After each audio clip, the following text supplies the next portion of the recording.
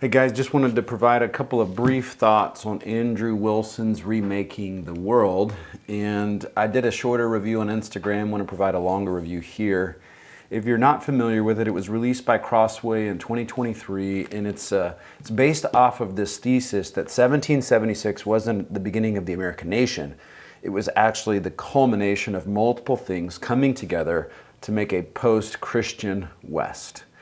It is very reminiscent, if you read Carl Trueman's book, The Rise and Triumph of the Modern Self, it's almost like Andrew's trying to swim in that stream. The biggest difference is that Trueman's actually solving a problem, and it felt like Wilson was just speculating and talking through his observations of culture. So basic thesis, everything culminates 1776, philosophy, development, industrialization. In fact, he uses an acronym. Let me find it for you.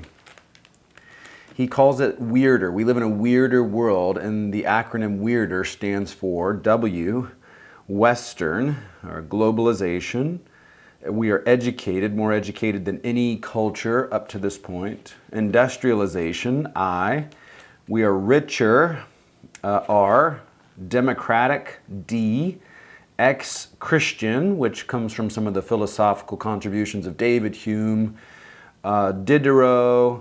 So this is ex-Christian, and then R, romantic, and of course Rousseau helping lead in romanticism.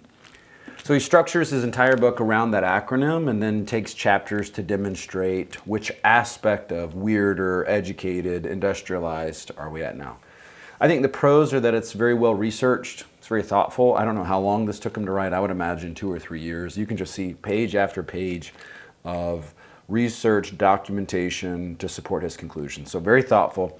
He synthesizes varying fields. For instance, one is about the way that geology affects the development of South America.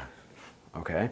And then another is about philosophy and how philosophy has come together to provide romanticism. All right, what does that show you? Just that he's broadly read and he's providing this broad, sweeping understanding. Those are the pros. Let me give you a couple of cons. It's like studying world history. It can feel a bit overwhelming. Sometimes it's irrefutable because there's such broad sweeping statements that you'd have to go back in and pick at each statement to be able to say, well, technically that's not what Rousseau was doing, or that's not what Descartes was doing, or you get the point.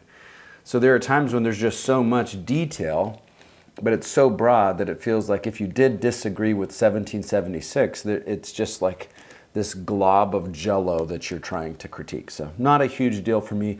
The only thing that I really wonder, and this is probably the practical theologian in me, maybe the biblical counselor, is that I'm often wondering, like, what problem do you fix? What's the solution? What's the takeaway?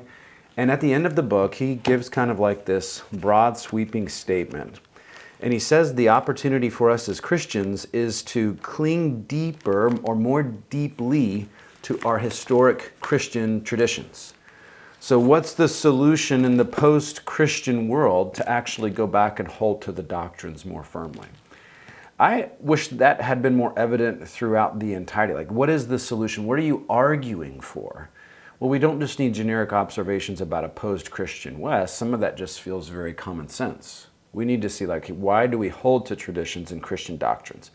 So that's my biggest critique. I think if you enjoy just books that are a little bit more thoughtful, you'll enjoy it. It was a fun read. It was heavy. It's one of those books that I don't memorize. I don't study each sentence. I kind of glance through and skim through just because of how in depth it goes and the subject matter that he's getting in. But again, I would recommend it to you. Made by Crossway, or published by Crossway.